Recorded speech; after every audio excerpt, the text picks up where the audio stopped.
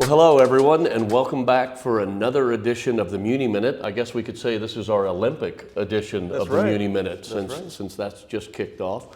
My name is John Muschalek with HilltopSecurities, and I'm back with Tom Kozlik, Head of Public Policy and Municipal Strategy over here at Hilltop. Okay, Tom, so we're moving into February now, right? Coming out of the January Fed meeting, we started to hear that the message was going to be patience, maybe a little higher for longer, right? Rates stayed put, but the Fed sounded comfortable just waiting on some data, right? That's right. Now we move ahead a couple of weeks and we get the jobs report, right? Number came in higher than expected, but the bigger picture is that the labor market's cooling off just a little bit, right? It's not breaking, but it's clearly losing momentum. So with that said, you've written and you've said that muni flows are still loud. Right. What's keeping demand going so strong in the muni market right now? So in a lot of ways, this is what we've been expecting. This is what we've been talking about going back to the summer of last year. We've been expecting that. We didn't necessarily know that it was going to be right when the calendar turned into 2026. But I think that a lot of what's driving this is investors who had money in other places. They're trying to put it in a stable option. And they're trying to they're trying to take advantage of those generationally attractive yields. I really think that that's one of the reasons of why flows have been so strong, so loud.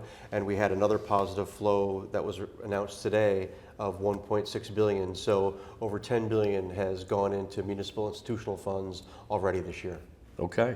So the Hilltop municipal analysts recently published the municipal sector credit outlook for 2026. That came out within the last week, I believe. And you've called 2026 a discipline year for municipals. So why does credit selection matter more now than it has over the last few years? Yeah, so the golden age of public finance is over.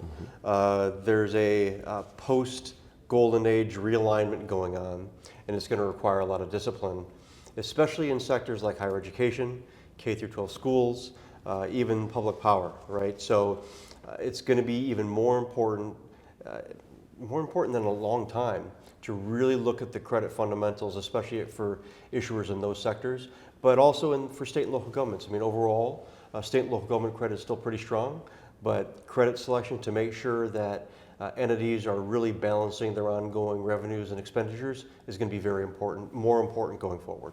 Okay, so I'm a muni investor. I'm watching the Fed, I'm watching the labor market. What's the one thing that I need to get right here? Yeah, I think that a lot of it has to do with just not trying to time the market, right? If you were an investor and you're trying to time the market at the end of the third and the fourth quarter, you would have missed out on yields that are probably 5, 10, 20 basis points higher back then. Yields are lower. We're not, like you said, we're not necessarily in a rush to see yields go lower as far as the Fed's concerned. But what I'm saying to investors is don't try to time the market right here. Take what the market's giving you. Okay, that's going to do it for this edition of the MuniMinute.